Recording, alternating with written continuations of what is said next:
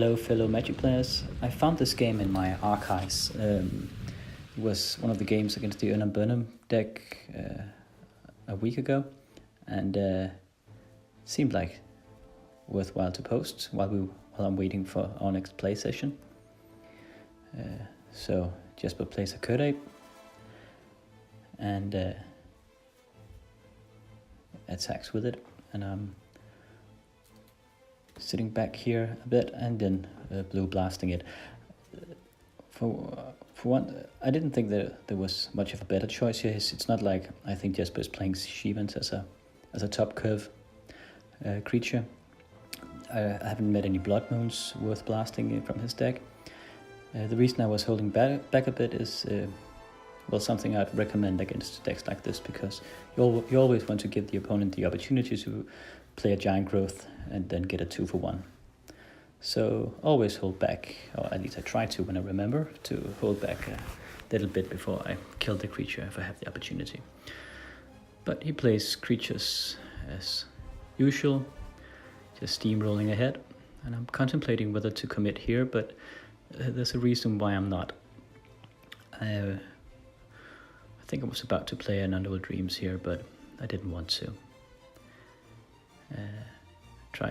Tried to do this patiently because there wasn't that much damage he could do to me after I've removed that ape. And the reason for that should be apparent now, as I'm playing a disc. So yeah, gotcha. Unless he has a Shatter in hand, I'm 3 cards up now.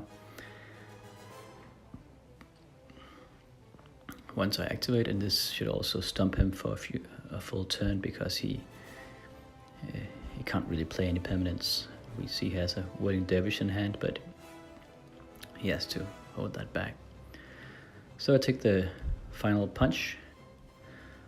He really packs a punch fast. I mean, I'm down to half my life at round 3, but I activate the disc, and now I can commit to getting my own creatures out. Playing a Mox Sapphire and a City of Brass, and I strip mine his Tiger. I'd love to say that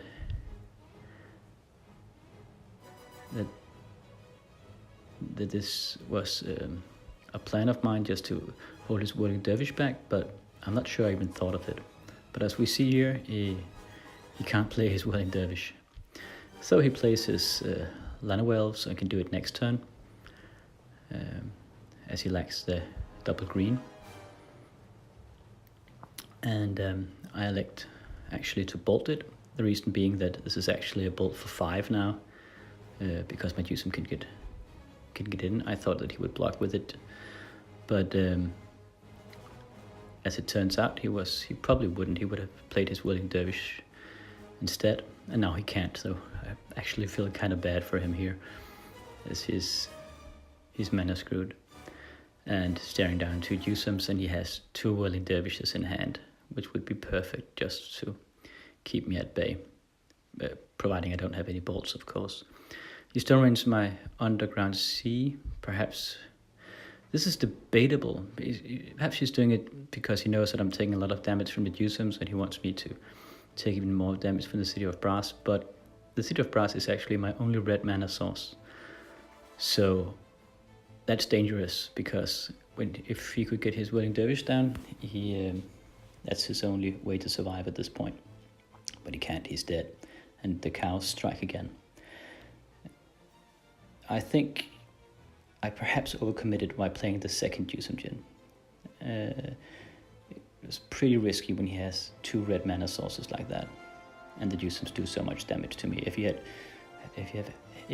an ability to play those Whirling Dervishes, he could have stalled me and just killed me with his bolts. And I had a Singear in hand, so perhaps I should have used that instead. But in any event, this is one of the examples of using a disc like this for card advantage. And yeah, I'm a fan now. I think I'll use this more in my later games after sideboard. So this was just a quick little appetizer for before the next play session, which should be in 2 days. So see you then, and thank you for watching.